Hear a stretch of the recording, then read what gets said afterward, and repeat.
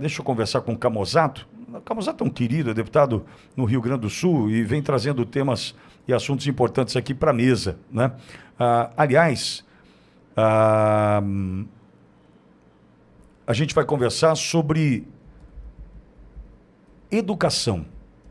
Acho que talvez o principal motivo da vinda do Camozato para a nossa programação hoje é para falar de uma reunião da subcomissão que ouviu relatos, né, assustadores sobre como professores são intimidados a manipular notas e aprovar os alunos no Rio Grande do Sul. Aliás, os índices na educação do Rio Grande só despencam, né? Que já foi referência um dia, índices que despencam e talvez Camozato já tenha um motivo pelo qual esses números refletem a realidade. Camozato está pronto? Camozato, querido, boa tarde e seja bem-vindo mais uma vez ao Oliverde Brasil. Boa tarde, Pitoli. Sempre um prazer estar participando aí do programa, na nossa Oliverde. Obrigado por me receber. Eu que agradeço. Me conta dessa reunião, sobre os relatos assustadores aí de professores intimidados. O que aconteceu, Camozato? Olha, Pitoli, o que está se avizinhando me parece ser um potencial escândalo nacional, tá, Pitoli? Muito mais do que um escândalo da gestão Eduardo Leite aqui no Rio Grande do Sul. Me parece que tem aí algumas teias de um sintoma muito grave na educação pública brasileira, que é o seguinte. Há bastante tempo, né, a qualidade da educação pública no Brasil vem performando resultados vergonhosos, né? O Brasil é um dos piores países no mundo na sua qualidade de educação. Os alunos não aprendem, saem praticamente semi-analfabetos da escola, e tudo aquilo que a gente tinha nas nossas infâncias. Eu sou filho de professora do Estado, estudei nas séries iniciais de escola pública, e meus pais dependeram da escola pública para serem alguém na vida, porque a mãe veio da roça e o pai, desde muito cedo, com 13, 14 anos, começou a trabalhar, porque a família tinha que ter o pão no final do dia, e eles passaram fome na infância, uma família muito humilde, né? Pois bem, mas a educação naquela época, Pitoli, ela era transformadora. As famílias acreditavam no mantra de, olha, pode não ter comida em casa, podemos não ter grandes luxos, mas para a aula a criança vai para ter um futuro melhor. E isso está se perdendo a cada ano que passa, Pitoli. São sucessivas gestões de diferentes partidos, mas especialmente no caso aqui do Rio Grande do Sul, que passou por longos períodos de PT, né, destruiu-se a educação, fazendo meramente uma pauta corporativista. Então, sempre que se falava em educação, se falava em salário para professor, em questões mais corporativas, que têm o seu mérito em debater, mas não resolvem a aprendizagem dos alunos de português, matemática, o que dá condição para o aluno ser melhor. E aqui no Rio Grande do Sul, nós começamos a receber uma série de denúncias mais recentemente, Pitoli, falando justamente professores, servidores de educação, pais de alunos, falando sobre alunos que não estão aprendendo e estão sendo passados de ano forçadamente. Ora, por meio de uma portaria do governo do estado que permite que o sujeito que reprove em 4 matérias não possa ser reprovado, ele tem que ser passado de ano, mesmo rodando em 4 matérias. Isso é uma portaria do governo do estado, tá? Meu Deus. O governo do Rio de Janeiro foi além, botou 6 matérias, tá? Por isso que é um sintoma nacional. E o que esses governadores estão fazendo, Pitoli? E é isso que eu comecei a destrinchar, tá? Em 2023, o governo do Pará fez uma coisa parecida com essa, de alterar a portaria para fazer com que os alunos fossem aprovados a qualquer custo, praticamente proibindo reprovação, né? O que aconteceu? A nota do IDEB do estado disparou, ela melhorou, porque o IDEB, que é o Índice da Educação Básica Brasileiro, que mede, em outras palavras, a qualidade da educação no estado, o IDEB ele faz o seguinte, ele pega a taxa de aprovação e multiplica pela nota nas provas. Se tu tens uma nota pior nas provas, mas tu aumenta muito mais a aprovação artificialmente, o IDEB aumenta. Ou seja, a política entendeu que manipulando a reprovação melhora o índice de educação. E aí, dane-se a aprendizagem dos alunos. E o governador Eduardo Leite é um aluno muito assíduo, né, muito compenetrado, muito dedicado a entregar uma melhoria do IDEB à revelia da aprendizagem. Então, o que ele fez? Ele importou isso aqui para o Estado e, além disso, ele foi aumentando o número de matérias que podem o aluno reprovar sem que ele rode de ano. Mas não só isso. as denúncias que a gente começou a receber, Pitoli, dão conta de pressão psicológica, de chantagem. E hoje pela manhã, na subcomissão de educação que eu presido aqui, eu ouvi relatos de professores que são gravíssimos. Um deles dá conta de uma tentativa de pegar as senhas dos professores do portal virtual onde eles lançam as notas, para que alguém lá em cima manipulasse as notas, mudasse as notas dos alunos, para que eles tivessem notas falsas, para poder passar de ano. Também fizeram também relatos que dão conta de chantagem. Olha, nós precisamos aprovar os alunos, nem que seja preciso, para a tarefa de recuperação, fazer eles jogarem. Acredite se quiser, Pitoli, o professor falou aqui, jogo da forca e batalha naval como atividade de recuperação. Já imaginou? Jogo da forca e batalha naval. O aluno joga o jogo da forca, ou joga a batalha naval, e está recuperada a aprendizagem e aprovado de ano. Olha o tamanho do absurdo. E, além disso, nós também tivemos o relato desses professores falando sobre uma pressão das direções e conselhos de educação de que a escola seria prejudicada se eles tivessem muitos alunos repetindo de ano. E um dos professores fala que a escola tinha uma cota de reprovação. Então, só podia reprovar 2 alunos. Que história é essa? Eu perguntei pro professor, tá, mas se tiverem 10 alunos que não aprenderam a ler e eles precisam saber ler para passar de ano, não, eles vão ser aprovados, só pode reprovar 2. Olha, Pitoli, isso é muitíssimo preocupante, isso é gravíssimo, isso é uma fraude com a educação, fraude com a sociedade que paga a conta da escola pública, fraude com as famílias que mandam seus filhos para a escola e eles não estão aprendendo, mas estão sendo passados de ano, e fraude também com muitos dos alunos que não têm noção ainda, maturidade, de que aquilo vai fazer falta para eles no futuro. Porque no futuro o que vai acontecer, na verdade, Pitoli, é aquilo que a gente já bem se acostumou no Brasil.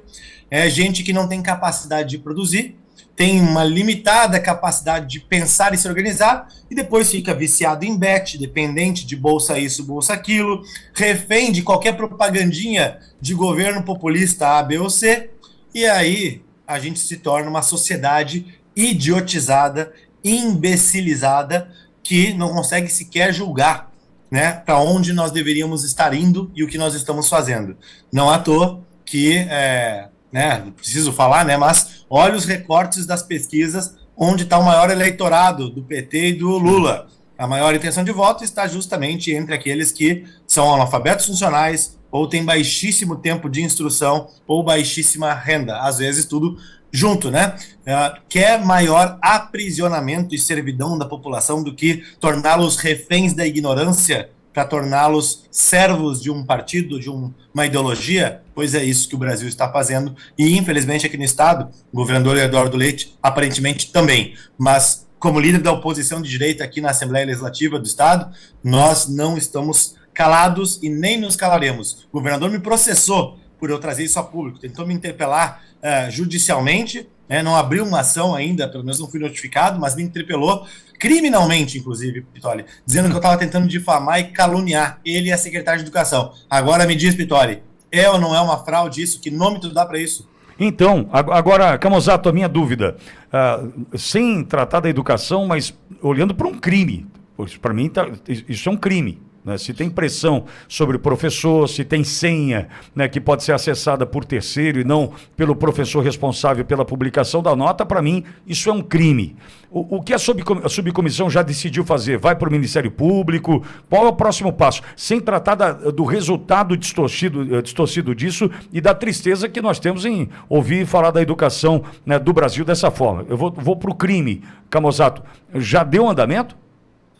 Nós tivemos essa nossa segunda reunião da subcomissão, pela gravidade das confirmações de relatos, que sim, precisam, para a materialidade, ainda ter uma investigação mais forte, nós vamos sim encaminhar esse tema para os órgãos de controle, e na omissão desses órgãos de controle, nós mesmos, a Assembleia Legislativa, estamos cogitando fazer uma investigação do Poder Legislativo em cima disso, porque é um absurdo que isso fique por isso mesmo, que não se dê a devida atenção para esse caso. Aliás, quero agradecer a alguns veículos de imprensa que estiveram conosco hoje pela manhã. Alguns importantes veículos de comunicação aqui não apareceram, Pitoli, Alguns, inclusive, que gostam de me criticar e gostam de defender o governo, inclusive, né? Curiosamente. E aí eu quero agradecer também a Auriverde e a ti, Pitoli, por estar dando espaço para nós podermos reverberar esse tipo de coisa, porque a atenção aqui não é só para o Rio Grande do Sul, né? Nós estamos falando sobre outros estados que estão indo para a linha semelhante. Então, se você está nos escutando, está nos assistindo aqui de qualquer lugar do Brasil, é de interesse saber o que o seu estado, o que a sua prefeitura está fazendo com os resultados da educação, se está tendo aprendizagem ou se está tendo falsidade. Agora, Camusato, com relação... Eu falei hoje pela manhã sobre educação aqui no Jornal da Auriverde e mostrei uma fila que se formou ontem, desde o meio-dia, na cidade de Itanguá, no Ceará, para matrícula de alunos na escola cívico-militar, que tem um modelo cívico-militar na cidade. E diz o seguinte, que ali tem valores e princípios, tem um modelo de hierarquia e disciplina e resultado. Quando você me diz que o IDEB ele é tratado dessa forma, que é aprovação vezes nota e o número é distorcido, primeiro que a gente precisa mudar o modelo de resultado do IDEB, porque se ele está distorcido hoje, a gente precisa reinventá-lo, né? Ao mesmo tempo, a gente tem modelos, né, da escola cívico-militar já dando certo o Brasil afora, com números comprovados na nota dos alunos de fato. E aí a gente também tem aquela história, Camusato, que contaram pra gente, não tem mais criança fora da escola e tal, porque eu sou do tempo, Camusato, tenho 51 anos. Eu sou do tempo que nesse momento do ano agora, início do ano, os pais iam para frente das escolas estaduais, que eram referência no ensino, formavam fila. Por quê? Tinha muito mais aluno, tinha muito mais demanda do que oferta. Só que, num determinado momento, falaram o seguinte, não pode ter criança fora da escola. E, na gestão Fernando Henrique Cardoso, criou-se a cultura da progressão continuada. E São Paulo, Camusato, 28 anos de PSDB, e até aqui não mudou nada, mesmo com o Tarcísio no governo, perdoe, mas não mudou absolutamente nada. Tem crianças que não conseguem, não sabem escrever o próprio nome, analfabetos funcionais. Ou seja, tem todo um modelo para ser enfrentado para que a gente tenha uma recuperação dessa educação que se perdeu ali atrás, né? Com toda certeza, Pitoli, muito bem colocado. Aliás, eu acho que o Brasil precisa se dotar de fazer um enfrentamento da sua consciência, né?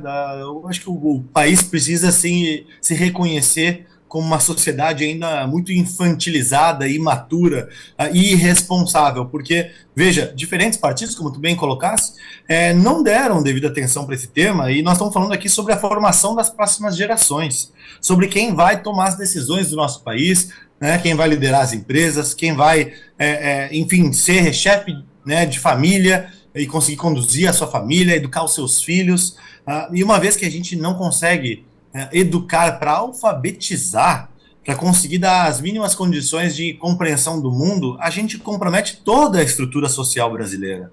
A gente compromete qualquer convivência racional em sociedade e faz com que a gente, né, como consequência, viva no que nós vivemos hoje enquanto país, né?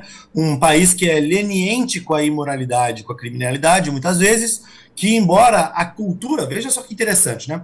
A cultura do brasileiro em pesquisas é uma cultura que tem ali um valor aos traços conservadores, né? De valorizar a família, de entender o direito de propriedade, de valorizar o trabalho e a honestidade, mas esses são traços, né? Quando a gente sai do plano teórico para o aspecto mais prático, de, bom, como é que nós fazemos para que isso se consolide? Aí o brasileiro já tem dificuldade, inclusive, de reconhecer que candidatos defendem isso, né? Que políticas públicas que promovem isso.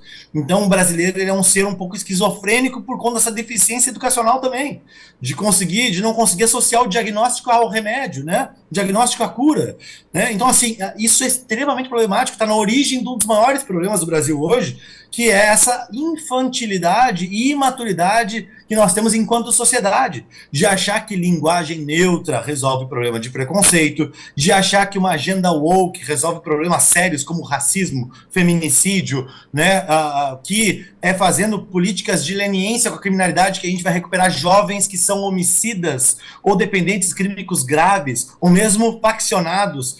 Isso é tudo de uma infantilidade né, de uma imaturidade ou de uma incapacidade intelectual de avaliar causa-consequência, de ponderar a gravidade das coisas, né? Então, assim, nós precisamos olhar com isso com muita atenção e começa na educação, começa a levar a sério a aprendizagem. Tu vê, esse tema das cívicos militares, que tu colocaste muito bem, é um sintoma muito interessante também. Por quê? Porque eu disse aqui na tribuna, tempos atrás, porque alguns deputados da base quiseram tirar sarro das críticas e tudo mais, e eu falei, olha, eu não estou aqui para brincadeira, até viralizou esse vídeo, eu não estou aqui para brincadeira, né, porque isso é o futuro das nossas crianças, aliás, muito me preocupa que a gente não dê a devida seriedade para isso, porque, vamos lá, né, se a gente não enfrenta o tema da aprendizagem, né, olhando para como o aluno vai ter um futuro melhor. Como é que ele sai da escola? A família nota ele mais preparado? Nota que ele está aprendendo? O aluno se motiva porque está aprendendo mais? Ele tem também respaldo educacional para ter um futuro melhor, uma renda melhor a partir da educação? Como tudo isso se perdeu, o que aconteceu com a educação pública foi que não vale a pena. Esse é o cálculo. O ser humano reage a incentivos, né? Então, tanto as famílias quanto os jovens olham para a escola pública hoje e dizem assim, não vale a pena ficar lá indo todo dia, passar 4 horas sentado, porque eu não vou aprender. Além disso, eu vou passar de ano de qualquer jeito e eu vou ganhar um troquinho a mais indo fazer algum bico. Vou fazer Uber, vou fazer iFood, vou fazer e qualquer coisa que seja, ou vou ficar pendurado na bolsa isso, bolsa aquilo, porque não vale a pena. E por que a cívico-militar tem demanda? Porque as famílias e os jovens que estão interessados dizem, aqui eu encontro seriedade e perspectiva de aprendizagem que transforma o futuro.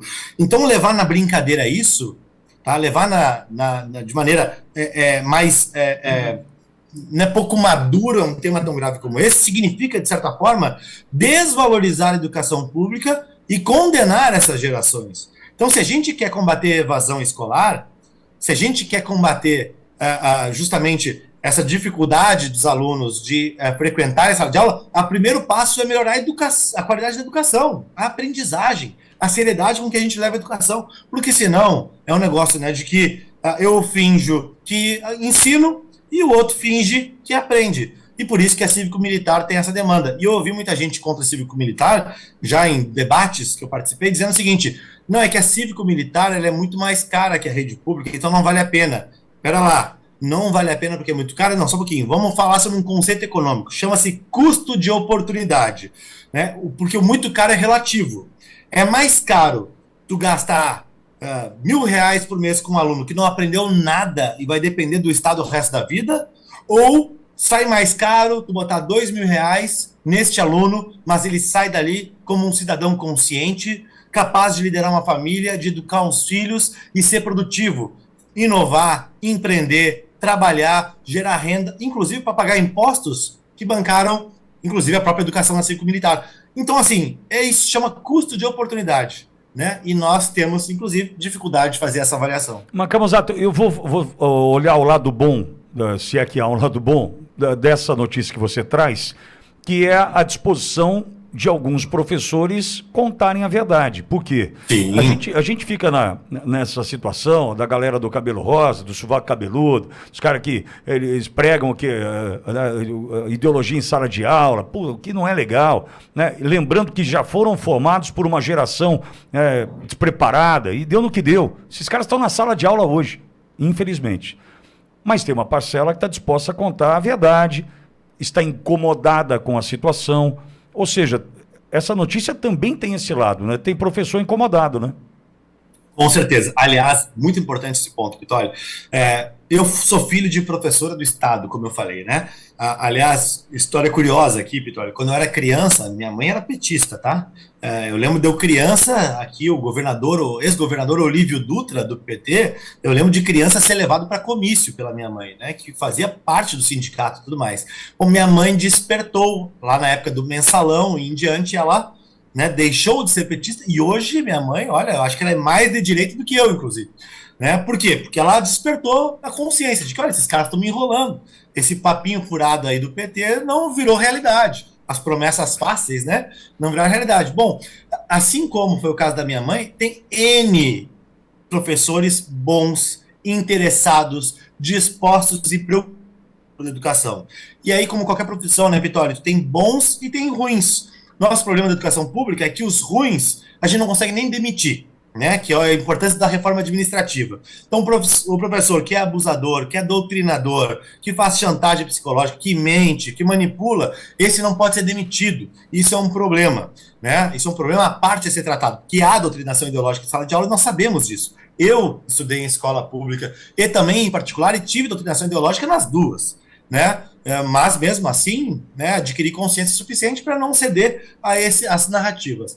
Mas tanta gente sucumbe. Agora, tem uma série de outros professores que são interessados, são professores bons, dispostos, que querem a verdade, que não aceitam as narrativas. E esses nós temos que valorizar. Né? Eu quero agradecer, inclusive, a vários desses professores que têm me mandado essas denúncias, têm tido coragem de dar um passo à frente e falado sobre o que está acontecendo. Porque esses professores estão, sim, preocupados com as crianças e com os jovens. Não estão preocupados com partido e ideologia. Estão preocupados, efetivamente, que o jovem aprenda. E é desses professores que nós precisamos e são esses que nós temos que valorizar. Também por isso que, embora eu não seja um especialista em educação, minha área de formação é administração, sou especialista em finanças, né, trabalhando no setor privado por cerca de 10 anos, mas eu me abracei neste caso porque, né, eu sei o quanto que a educação transformou a minha vida dos meus pais. Olha, meu dever enquanto deputado é poder dar guarida para essas denúncias e tentar atuar para reverter esse cenário. E se você é do mercado do setor privado, Camozzato, você deve estar olhando o apagão de mão de obra que a gente está vivendo. Sim. Apagão de mão de obra porque ninguém conseguiu se qualificar para tanto, não há interesse em buscar um ensino técnico, não há condição de cursar uma boa universidade em função da formação que teve. Esse apagão de mão de obra também já é resultado disso, né? Não, é um processo de cubanização da sociedade brasileira, e eu digo pelo seguinte, né? Se apostou muito no investimento de ensino superior, daí abriu um monte de Unisquina para todo lado, um monte de EAD para todo lado, para as pessoas, vai estar cheio de diplomado para cima e para baixo, fazendo bico. Não consegue trabalhar na tal da graduação, na profissão que eles escolheram. Aí o cara tem um sonho de ser um advogado, sonho de ser um engenheiro, sonho de ser um administrador, sonho de ser um psicólogo, um médico. E aí muitas vezes o que acontece, ele vai lá, recebe o diploma, mas ninguém contrata ele. Assim como em Cuba, né, que tem engenheiro taxista, tem médico que tem que fazer a faxina, tem, né, enfim, tudo aquilo que a gente já ouve de relato e que quem vai para lá confirma e testemunha, né, que tem pessoas profissionais que são super gabaritados, que têm diplomas, né, na Universidade de Havana, mas que no final das contas não conseguem nenhum emprego na sua área, porque afinal de contas não aprenderam ou simplesmente o país não tem estrutura para comportá-los. E o Brasil está se tornando isso, lamentavelmente, né? Lamentavelmente a gente vê cada vez mais gente que em tese tem diploma, mas que não consegue exercer a sua atividade profissional, acaba tendo que ir para o bico ou para assistência social. E o Estado que se vire, Camozzato. Se a gente tem hoje um ensino de péssima qualidade, né, mas não pode reprovar. Pô, o Camozzato, eu sou do tempo que... Quem é que não tinha um amigo repetente? Até ele era meio deixado de lado ali, a mãe falava, repetente, não sei se é boa companhia e tal, né, porque o cara era repetente. Porque o cara, né, não era assim, mas quem é que não tinha um amigo repetente? Eu tinha um super amigo que ele tinha repetido 2 vezes. Mas vamos lembrar da nossa época escolar aqui, Pitoli. Vou te fazer uma provocação aqui. Eu gostava muito de jogar bola, tá? Quando estava na escola. E aí acontece, todo o recreio, né, na atividade ali no intervalo, eu ia jogar bola. Nem que fosse jogar fute-latinha, né? Sim. Amassar uma latinha e jogar. Imagina, se eu soubesse naquela época, o Felipe criança ou adolescente ali, que se eu não voltasse para aula eu ia passar do mesmo jeito, mas que dúvida que eu ia ficar jogando bola mais tempo. Com certeza. A gente reage a incentivos, porque muitas das crianças não têm nem a maturidade para entender a importância daquela aprendizagem, daquela educação, né? E todos nós somos jovens, somos crianças, e em alguma medida, né, eu imagino que passemos por isso, né? Para quem está nos ouvindo aqui, as meninas que estão nos ouvindo aqui, eu lembro das minhas colegas, ficavam conversando no intervalo, tinha as fofocas e tudo mais. Se o professor não chamava para voltar para a sala de aula, e se elas não achassem que podiam rodar se não voltasse, ia ficar rolando papo ali até não poder mais, né? Fora que minha mãe em casa ia fazer o chinelo cantar, né? Se eu pegasse uma recuperação. Sim, não, e você tem a referência da tua mãe. Mas hoje quem tem a referência da vida de um professor, e eu entrevistei tempos atrás aqui professores, né? Uma delas daí de Porto Alegre, uma querida Thaís Cidade, que é professora aí em Porto Alegre, E eu me lembro dos relatos com relação à jornada. Porque muito a gente se engana quando a gente olha para o professor e acha que a jornada dele é sala de aula. Sala de aula é a pontinha. O cara tem que preparar a prova, preparar a aula, corrigir prova, ele tem os trabalhos da escola. A jornada do professor em sala de aula é um pentelionésimo desse universo da vida do professor. É nada na vida, porque muito acontece fora de uma jornada estafante, desgastante. Aí o cara chega, prepara a aula, prepara a prova, dá aula, corrige prova, desgaste com o pai que hoje não consegue lidar com a autoridade do professor. Tal. Aí vem o Estado e fala assim, tá, agora você pega tudo isso que você fez, abdicou da tua vida, abdicou da tua família, dedicou seu tempo aqui, e a gente vai aprovar o aluno incapaz, né, de fazer o ó com o copo, porque a gente quer, porque senão vai piorar o IDEB. Então, dane-se você, professor. Tem no chat, para a gente ter uma ideia, Camusato, tem um motorista de aplicativo me dizendo que hoje, pela manhã, uma professora, William Moraes, ele falou assim, minha primeira passageira, uma professora, me passou essa informação hoje cedo, Pitório, deve ser de Porto Alegre, e está exausta por ter que trabalhar dessa forma. Ou seja, nós também precisamos olhar para o lado do professor que quer trabalhar e recebe do Estado essa pancada. Tipo assim, não adianta você fazer nada, filho. A gente vai aprovar de qualquer jeito, Camusato.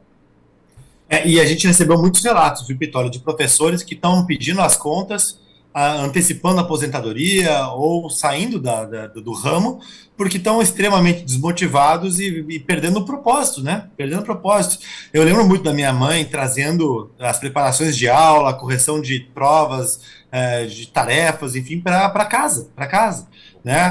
Para poder preparar a aula para o dia seguinte, para poder fazer uma melhor instrução em sala de aula. E realmente, né, eu acho que no cerne é isso, né? Esses incentivos, eles são muito perversos da forma com que eles estão, né?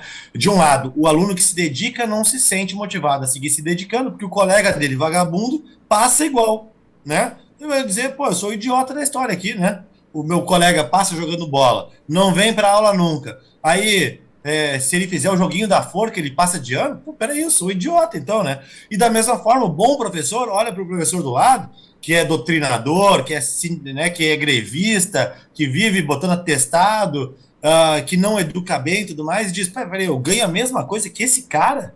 Não, então eu sou um palhaço, né? Então esse regime de incentivo está completamente equivocado. E a importância... E por isso que nós precisamos mexer nesse sistema. E a importância da família. Me perdoe te interromper, mas é para mostrar a importância dos pais. Aí a gente pega uma família destruída, uma família que não tem mais motivo para... a família que essa esquerda defende, né? Porque não tem valor algum. Aí os pais falam, é isso mesmo, não precisa ir mesmo. Ferrou com tudo. Aí juntou a fome com a vontade de comer, né? É verdade, é verdade. E hoje, né, o que a gente está vendo no Brasil de hoje, né, Pitório? Estão batendo recorde de endividamento das famílias e também recordes de inadimplência, né? Então imagina, uma família pobre brasileira, hoje, se ele tiver que escolher entre o filho ir para a aula ou ajudar na renda em casa, não vai ter dúvida alguma, ele vai sobreviver, ele vai mandar o filho para o trabalho. Ainda mais pensando que a escola não vai fazer diferença para o filho ter um futuro melhor mesmo, não aprende, né? Então assim, olha que grave, que país a gente está construindo? Que mensagem está passando? Né? Então, assim, isso realmente é um tema gravíssimo, é a base do futuro país que nós estamos construindo ou destruindo, né? E por isso que é tão importante nós tratarmos. E só para terminar, Camusato, em função do teu horário, Wagner dizendo assim, Pitório, está acontecendo o mesmo em São Paulo, somos avaliados pelos alunos, eles estão legislando por resolução. Tem um PL 1316 de 25 para ratificar isso. Ou seja, Camusato, você tem absoluta razão. Está acontecendo no Rio Grande do Sul hoje, está sendo replicado em todo o Brasil. Pois é. Olha que grave, né? Olha que grave. Mas nós que somos representantes eleitos, Vitória, e aí também vocês, né, que estão aí no dia a dia se comunicando com a população, temos um dever muito importante de não relativizarmos isso, não diminuirmos isso e darmos a devida importância, né? Se não tiver ninguém para falar como as coisas poderiam ser ou como elas deveriam ser e criticar esse tipo de situação, bom, aí sim que isso se torna realmente comum, né? Lugar comum. Que nem virou agora o lugar comum, o Supremo Tribunal Federal legislar, né? Ministro Supremo pegar carona em jatinho, né? Parente de juiz advogar no próprio para processos que estão com seus parentes sendo julgados e por aí vai, né? Vira essa republiqueta de banana, né? Exato. Camozato, obrigado por passar por aqui. Parabéns pela iniciativa em discutir esse tema. Educação é prioridade para nós. Hoje a gente transforma pela educação, mas transformar pela educação é do governador, do secretário, né, do coordenador, do diretor, do professor, do aluno, do pai. É um conjunto de ações que a gente vai ter que adotar para mudar o Brasil. Achar que é só culpa do professor ou só culpa do aluno, aí dançamos. A gente tem que olhar para o todo e lutar. E aí o Camozato traz essa notícia para a gente. Aliás, a gente falando que no Paraná a mesma coisa. Ou seja, replicado o modelo em todo o Brasil para a desgraça do futuro dessa nação. Obrigado, viu, Camozato? Parabéns pelo trabalho. Obrigado, Pitoli, obrigado pelo espaço. Sempre um prazer estar contigo aqui e vamos em frente. Valeu. Camozato conversando conosco direto do Rio Grande do Sul, tchê.